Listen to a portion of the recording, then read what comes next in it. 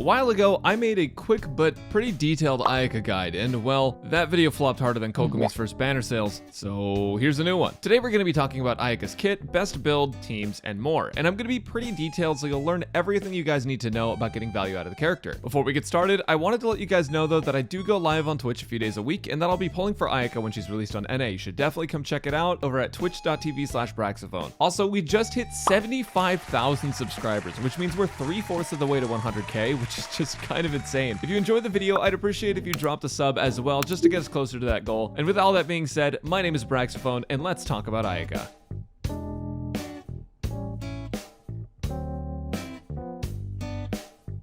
Despite Ayaka being one of the strongest units in the entire game, she actually has one of the most simple kit designs. Her normal attacks are standard, but her charged attacks will target close enemies and multiply the instances of damage that she deals so that there's one charged attack for every enemy. When you use her sprint, she's able to infuse her weapon with CRYO and also apply CRYO to enemies she comes in contact with. Now the CRYO infusion is great for her damage, but her sprint CRYO application can also be used for keeping enemies frozen and whittling down Hydro's shields. It is worth noting though that Bennett's C6 will actually overwrite Ayaka's infusion, so you can't really pair those two together, but in general, most of Ayaka's best teams aren't going to use Bennett anyway, so you won't really have to worry about that. Ayaka's elemental skill is a circle AoE that deals a large chunk of cryo damage, but more importantly, it generates between 4 and 5 particles per use. It's really important to use her skill just for the sake of getting energy back quickly, because her burst deals a ton of damage, but it has a pretty high cost. But I'm going to talk about that in a second. The other thing you want to know about her skill is that it applies a lot of cryo and it has a 10-second cooldown. What really makes Ayaka stand out more than other cryo characters in the game though is her burst, which is one of the most broken abilities in the entire game. If you look on the left, you'll see that it deals 180% damage per cut at talent level 8. It has 19 cuts total, followed up by 1 hit of bloom damage, meaning this burst has just insanely high damage output. One important thing to know about her burst is that if an enemy is frozen or if the enemy is a boss, the burst won't actually pass through them. It will just sit there and deal constant damage to them until they're dead or unfrozen, meaning that they can take the full brunt of all of her burst hits. Now with proper grouping and a freeze team, you can delete entire groups of enemies in less than 5 seconds. It has a 20-second cooldown with an 80 energy cost though, which is again why it's important for you to use Ayaka's skill for particles as often as possible in your damage rotation. Lastly, her burst is going to take stats from the second it's cast, meaning that even if you lose buffs during its duration, it's still going to deal the same amount of damage. But the reverse is also true. If you add buffs while it's being cast, it won't actually affect its damage at all. The one exception to this in the game so far is Shinha, who adds extra damage on top of Ayaka's damage rather than actually modifying her stats. Ayaka's first Ascension passive makes it so that her normal and charged attack damage is increased by 30% for 6 seconds after you cast her elemental skill. Now it's a decent increase to your damage, but it's nothing super game changing. It's just good for a little bit of extra damage while you're waiting for energy particles to actually get to Ayaka, but I definitely wouldn't force yourself to play around this.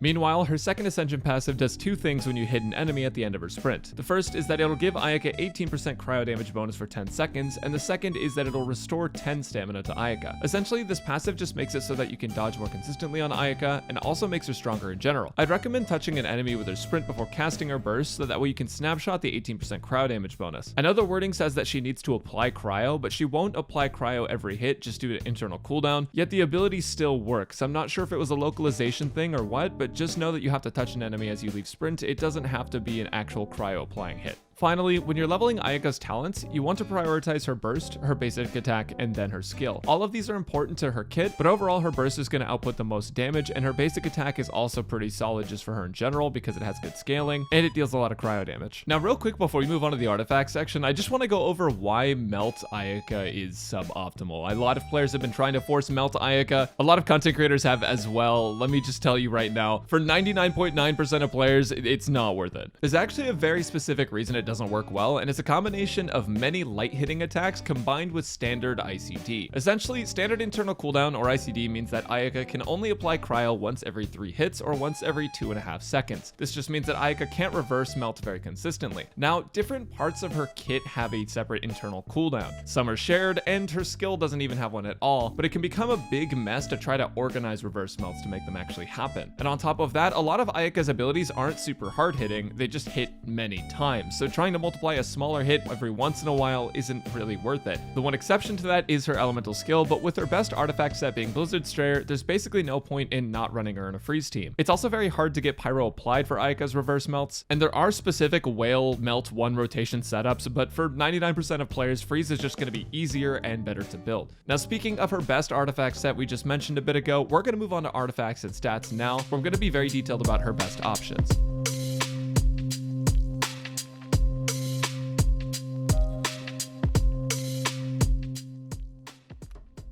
So first things first, if you're below AR 45, you don't really want to spend resin farming artifacts since you can't guarantee a 5-star artifact drop until you get there, and you're better off spending that resin on leveling your characters, talents, and gear. In the meantime though, you can throw on the Martial Artist set, the Berserker set, the Sojourner set, or a mix of 2 pieces from them, and she'll be fine for the time being. For stats, you can go ahead and use an attack percent Sans, a cryo damage or attack goblet, and an attack or crit damage circlet. If you're above AR 45 though, you can really start maxing out your Ayaka. For Ayaka, you're going to want artifacts that work on all of her kit, because every single part of her kit is strong. It includes her normal attacks, her burst, and her elemental skill. Now, as mentioned before, she benefits a lot from freeze teams because of her standard internal cooldown that is kind of hard to coordinate melts on. And again, Ayaka benefits from many attacks quickly rather than 1 or 2 large hits at a time. And because of this, her best in slot set is going to be the 4-piece Blizzard Strayer, because it gives you 15% cryo damage bonus with the 2-piece, but it gives you up to 40% crit rate against enemies that are frozen and 20% crit rate against enemies that just have cryo on them. This set just makes building crit on Ayaka stupid easy, and because crit can typically be harder to build, this set just sees a lot of value. In some very rare instances, you can opt to go with 2 Blizzard Strayer, 2 Noblesse, 2 Gladiator, Shimenawa, or any 18% attack set, because all of those will benefit her damage a little bit, but the value you get out of 4-piece Blizzard Strayer is just so hard to beat, because 40% crit rate is a massive amount, and it's 15% cryo damage bonus on top of that. Ayaka is definitely one character that you do want to farm a 4-piece set for. The only time you should use the 2 and 2 setups is if you either are overcapping on crit rate,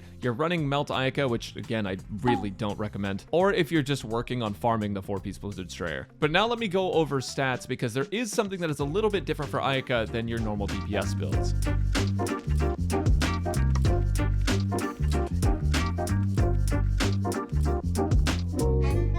In general, in the most basic sense, for stats you're going to want to use an attack percent Sans, a cryo damage goblet, and a crit damage or attack circlet. Typically, I don't advise that you build an attack circlet over something like crit damage or crit rate on most characters, but with Ayaka, it's so easy to build crit because of her crit damage ascension and Blizzard Strayer's passive that in some instances it can actually be better to run attack. Whether or not crit damage or attack is better will completely depend on your substats and team buffs though. If you find that you're using Noblesse and Tenacity the Millilith or any attack buffing weapons, you'll probably find that crit damage will be better. If you're not using any buffs though, and you have decent crit substats, an attack circlet can actually be pretty strong. There's a lot that goes into deciding which is better for Ayaka, and it's one of those things that kind of just varies by the player and account. The safe bet for most players is going to be crit damage, but if you have a decent attack circlet, you should definitely try it out and see which one is better for your specific build. If you're wondering why you don't run a crit rate circlet, 99% of the time you're going to want crit damage over crit rate, because in a freeze team you'll already have an effective 20% crit rate by default due to cryo resonance, and with the Blizzard Strayer set you'll have an effective 60% crit rate. If you add a circlet to that, you end up having over 90% crit rate and low crit damage, which is just super unnecessary. If you can get another 20% crit rate total from artifact substats instead, that'll be generally better and put you around 80%. In terms of energy recharge, Ayaka does need a little bit just because of her 80 cost burst. Generally speaking, I would recommend 140%, but depending on your team or weapon, you might need less. With the Amenoma sword or a bunch of cryo energy being generated, you may only need around 110 to 120 energy recharge, which is actually ridiculously easy to get with just substats alone. Speaking of substats, you'll want to prioritize energy recharge first, followed by crit damage, attack, and then crit rate. Once you're at the energy recharge threshold, you really don't have to go past that, and crit damage and attack are going to be where it's at.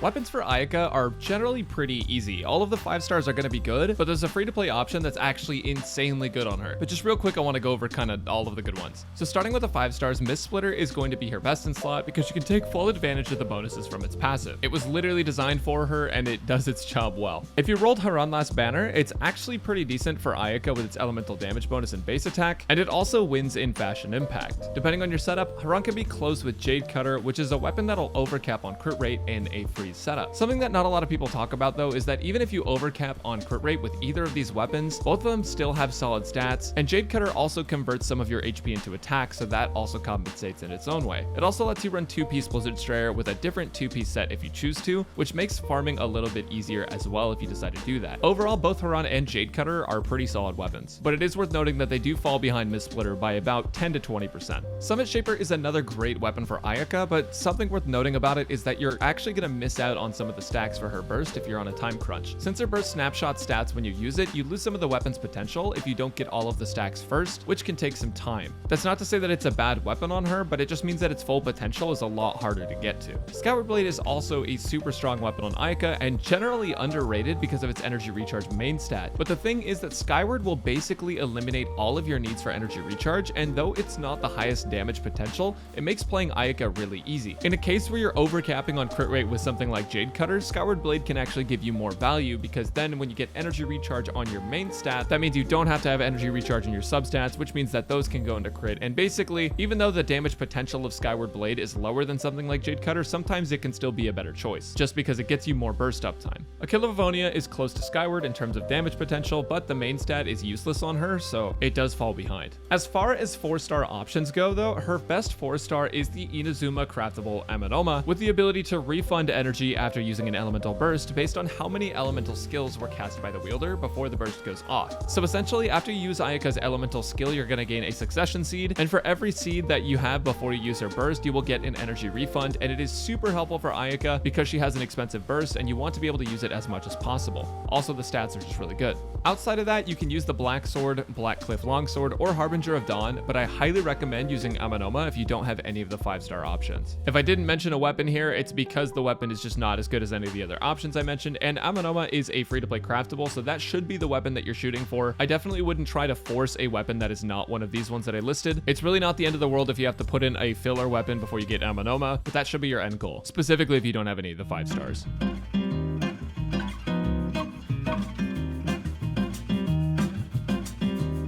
Moving on to Ayaka teams now, a lot of players feel like Ayaka only has expensive teams, like you can't just build her with 4 stars because her teams are going to lose a lot of damage potential. While Ayaka's teams do feature a lot of 5 stars, they're not completely necessary. There are still a lot of great 4-star units that you can use with Ayaka to get a lot of value. There are so many Hydro and Cryo characters in the game, and most combinations of them are going to be good because Ayaka is best in freeze teams. For the sake of the video though, I'm only going to give a couple examples, and I'll leave the rest up to your imagination. The first team that I want to show you guys is a free-to-play friendly freeze team using Ayaka, Rosaria, Xingqiu, and Sucrose. Now Sucrose will use the Thrilling Tales of Dragon Slayers in this team to buff Ayaka before using her burst, while also holding Viridescent Venom to debuff enemy cryo resistance. Rosaria and Ayaka together can just deal tons of damage on their own, but with that debuff they're going to be even stronger. Xingqiu also has damage reduction and a bit of healing, and since enemies are going to be frozen most of the time, you won't really need much healing anyways. This is one of Ayaka's weaker freeze teams, but it's still functional and gets carried by Ayaka's high damage output and can clear most content. The second team that I want to showcase features Ayaka, Shinha, Kokomi, and Kazuha. In this team, Shinha is able to buff Ayaka and Kazuha's cryo damage output, with Kazuha debuffing cryo resistance on enemies and also sharing 40% cryo damage bonus. Kokomi is in the team for strong hydro application and healing, and can also hold Thrilling Tales of Dragon Slayers to buff your Ayaka burst. There's tons of units you can replace in this team, like you can replace Kokomi with Mona, you can replace Shinha with Rosaria, Kazuha for Sucrose or Jean. I personally run a variant of this team on my free-to-play account, and it's super easy and fun to play, and has pretty high damage.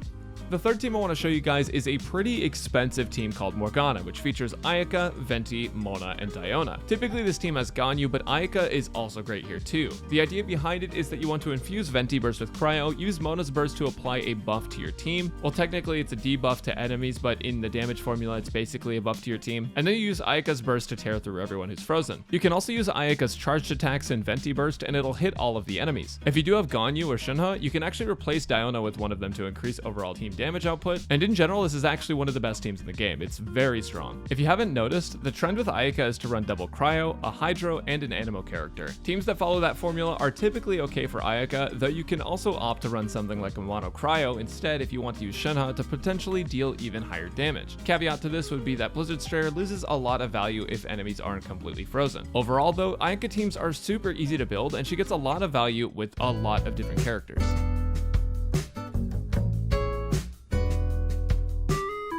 Ayaka's constellations are in sort of a weird spot. Some of them are pretty valuable, but some of them are things that you have to go out of your way to see value in. So real quick, I'm gonna go over which constellations are best for Ayaka and if they're worth going for. First off, Ayaka's Constellation 1 reduces her elemental skill cooldown by 0.3 seconds every time your normal or charged attacks deal cryo damage to an enemy. It seems like a solid constellation, but the thing is it barely affects how much you get to use her skill at all. And especially in a solid rotation, it doesn't matter whether or not you have the constellation, the result is still going to be the same. You're still going to be using her elemental skill the same amount of times before you use her burst. This constellation is definitely her worst and not really worth going for. Ayaka's Constellation 2 though is a bit better. It's going to spawn 2 extra ice storms to the left and right of Ayaka's burst on cast, and they're going to deal 20% of the original storm's damage, but they're a decent damage increase against larger enemies or groups. Some players don't like Constellation 2 because it will mess up the ICD of her elemental burst since it's shared between the 3 blades. When I was playing on a friend's account, I didn't really notice a huge difference, and I think that most players won't really either. Constellation 3 upgrades Ayaka's burst level by 3, which is also a decent upgrade. Constellation 4 is super strong and, in my opinion, her best constellation. It shreds enemy resistance by 30% for 6 seconds after they take damage from her burst. Now the reason this is so good is because it's not just defense ignore, it's actually defense shred. You're lowering enemy defense for your entire team,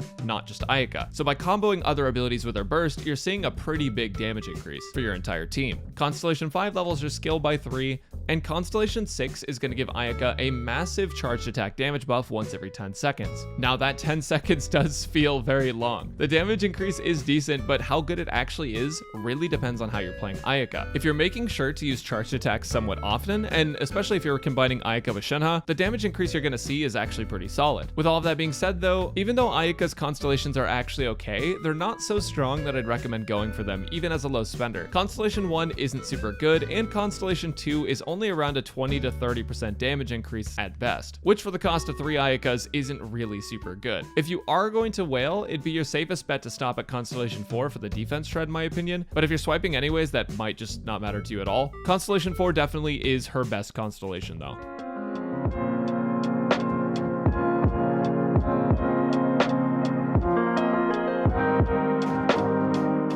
So now that everything's said and done, I just want to give you guys my final thoughts before we wrap up. Ayaka is a super interesting character. She gets a ridiculous amount of value, but she's actually not that complicated. You can make her more complex with customized builds and teams, but it's really easy to get solid damage out of her just due to how her kit works. She's easily one of the best damage dealers in the entire game, and if you're worried about pulling for her, don't be. Her banner at the time of making this video is pretty bad, unless you're a newer player and you just are missing all of those units. But if you're looking to guarantee a meta cryo damage dealer, you can't really go wrong with Ayaka at all. With all that being said, guys, thank you guys so much for watching, and I hope that this helped you build your Ayaka, and I hope this increased your damage a bit. If you enjoyed, again, make sure to leave a like on the video and subscribe down below. Let me know if you guys are rolling for Ayaka or how long you've been using her if you've had her for a while. Also, let me know in the comments if you enjoyed the video. That usually helps too. I do go live on Twitch a few days a week at twitch.tv/Braxophone, so if you want to see live content and if you want to see our polls for Ayaka, make sure to go follow there and turn the notifications on, or you can join the Discord and get the Twitch roll for the same thing. I hope all Ayaka wanters become Ayaka havers, and I will catch you guys next time.